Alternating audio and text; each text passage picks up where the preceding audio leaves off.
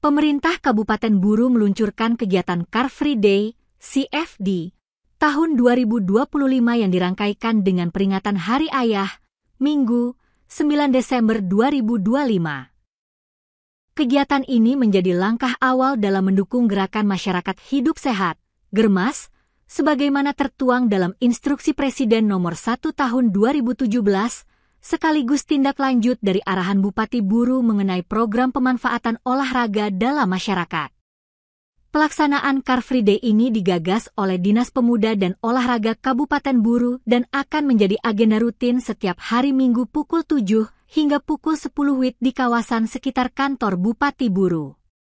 Selama kegiatan berlangsung, akses jalan menuju kantor Bupati ditutup untuk kendaraan bermotor. Penutupan tersebut ditandai dengan spanduk bertuliskan Car Free Day dan Bupolo Sehat Jalan ditutup bagi kendaraan bermotor pukul 6 SD pukul 10 WIB. Pantauan tribunambon.com pukul 7 WIB, tampak antusiasme tinggi dari berbagai kalangan, mulai dari pelajar SD, SMP, SMA, SMK, hingga para pegawai OPD dan masyarakat umum.